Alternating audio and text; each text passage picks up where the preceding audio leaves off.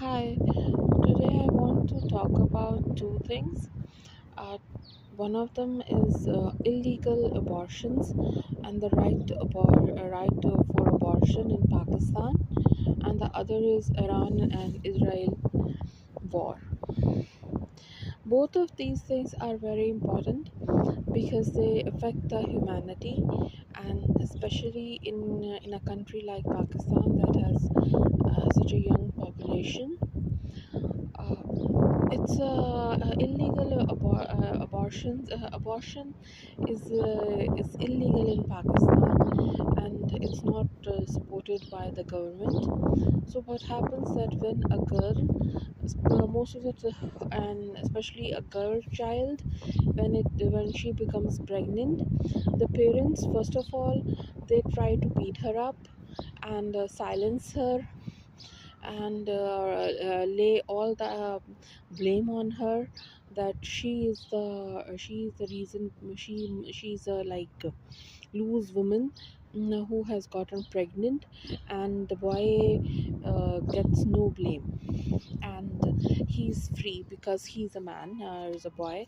So it must be the girl who has invited the boy to do such a bad thing to her, and then she got pregnant and everything. Now, how to get rid of her, rid of the unwanted pregnancy? In Islam, in Sunni Islam, if the child, if the woman cannot take, if there are some complications, then a woman can abort her pregnancy before fourth month. But in an unwanted pregnancy, the thing is that there are some not all the doctors provide this facility, and for that the parents or the girl has to um, and there are no plan B contraceptive available. So what happens that the girls, they just they try to contact any quack kind of a doctor who can do the abortion, and most of the time they end up being hurt. Their uterus gets damaged, and other parts of the body from inside, that they get that makes them either develop some kind of infection that leads to death, or some other complications that makes them getting pregnant again really difficult. So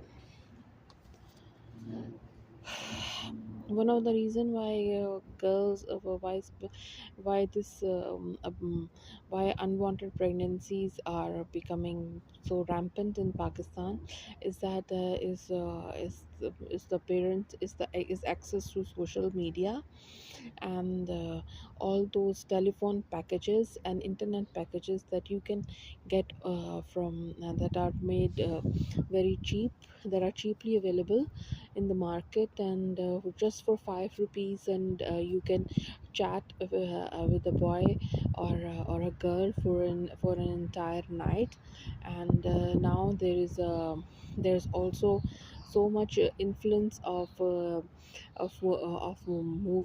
movies and TV and movie stars. I'm not going to blame Indian or Hollywood stars, because I see how the our local TV actors are becoming so much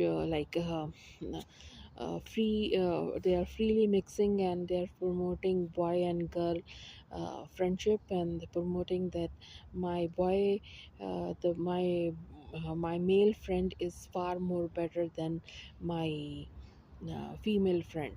So they are more supportive and understanding, and that kind of a rubbish which leads to unwanted pregnancies, because we don't know what's happening behind the lens, and the innocent girls and the boys who are whose hormones are raging, and who are seeing so much so many things online, uh, that they end up doing experiments, and in doing so they end up being pregnant and having kids. And if they don't want to have a kid, they go to a quack, who does really nasty things to get rid of that baby.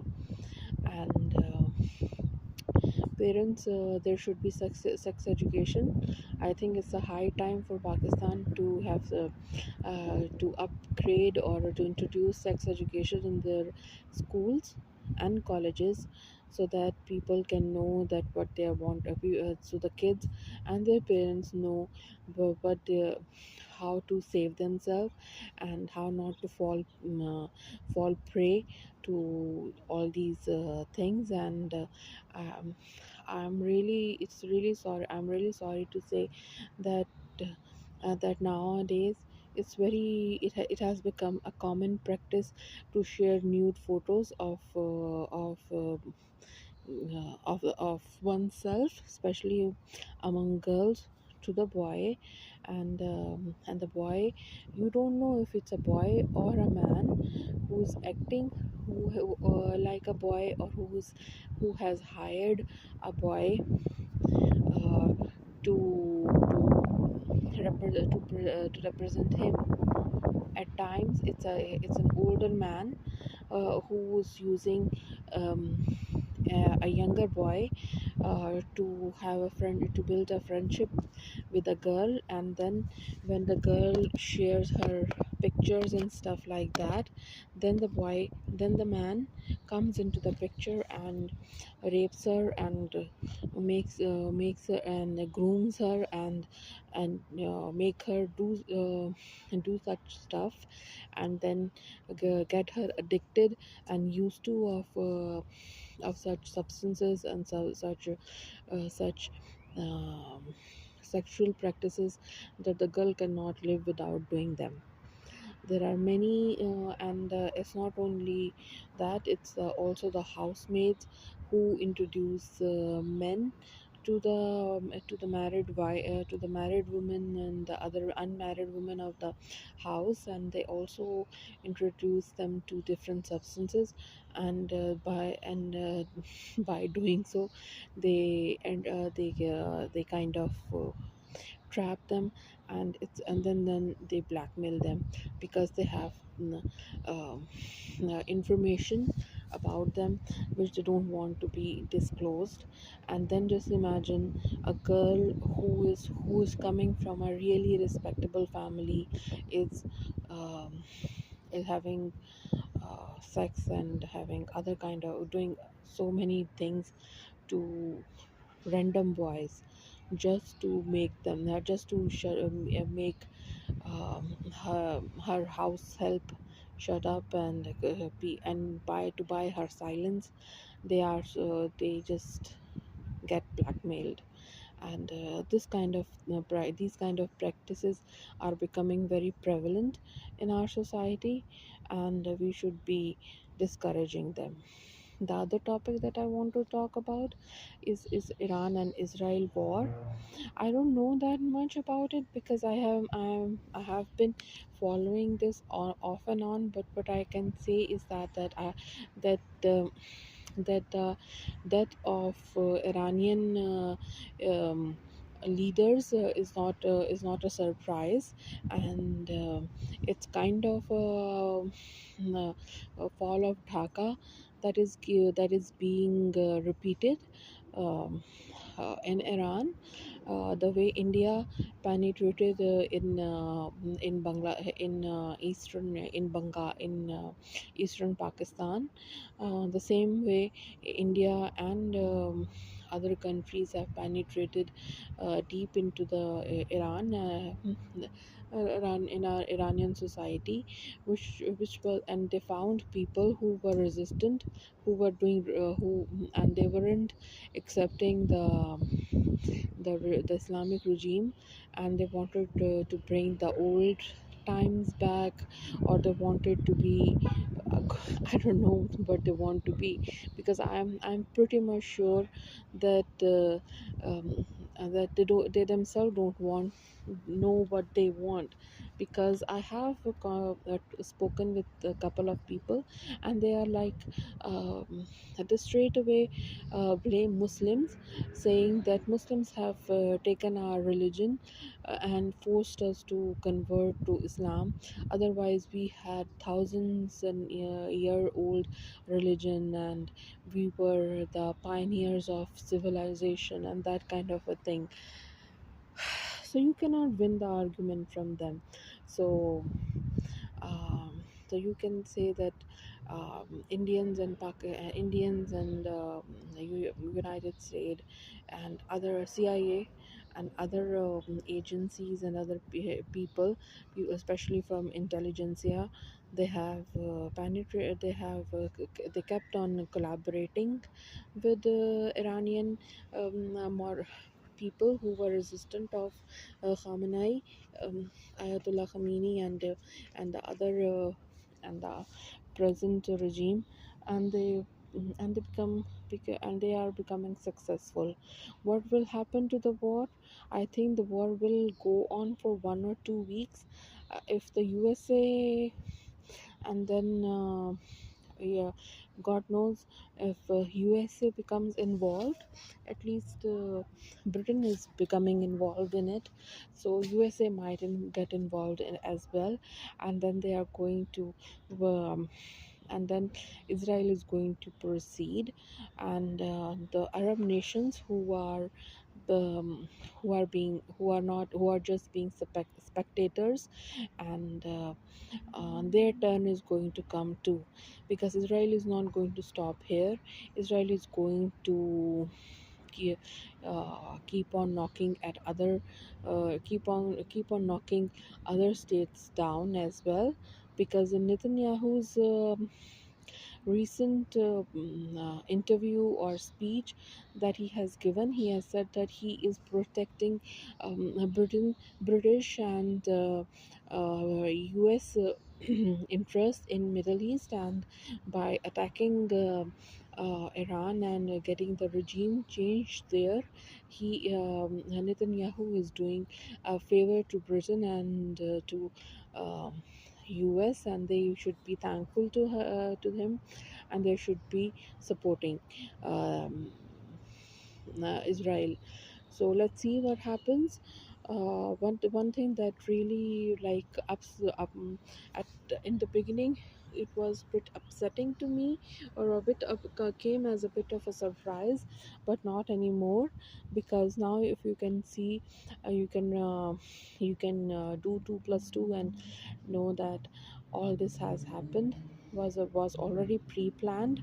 And the only thing that used to make me surprised, that if that is surprising to me, that if Iran was so weak from inside, who used to um, send those missiles to Israel, and how those missiles were never intercepted.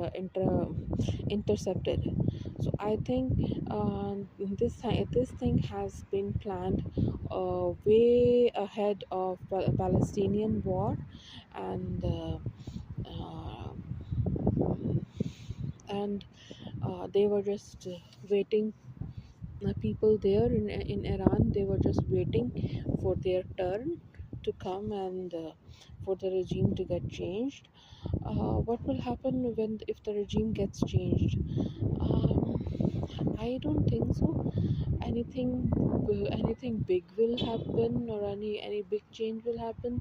Yeah, women will get a permission to take their hijabs off and wear revealing clothes, and um, alcohol will be easily available, I think. And there will be more nude and more sexually explicit material will easily be shot in movies and other media, and more. power to journalists and all those things. So other than that, there won't be so much change. And if people who have bargained their country's freedom and their country's well-being just to have a glass of wine, so I think it's a really bad bargain that they have made.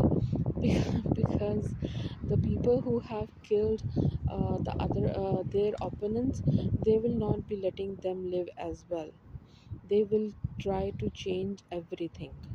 So I am hoping against hope that Iran wins, but the chances of Iran winning is are very very low.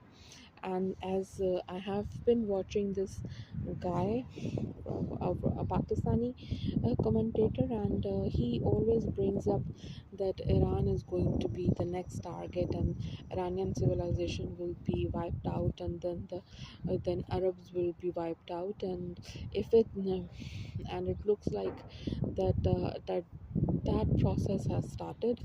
So I'm just keeping my fingers crossed. I don't want anybody to die or anything bad to happen anywhere, any to some to people. But sadly, I'm really hurt, and I'm really feeling bad about Iranian common person, and those people who had some money and who had relationships with West. They're again they are winning, and there will be more poverty, more unrest, more inequality in that country, and few people will have power, and they will be having cake, whereas other people won't. I don't think so. They will be having anything. So I might prove to be. I hope that I'm wrong. Time will prove me wrong, but I don't see any good coming from Iran or Iran and Israel's war, and there will be a regime change. Thank you.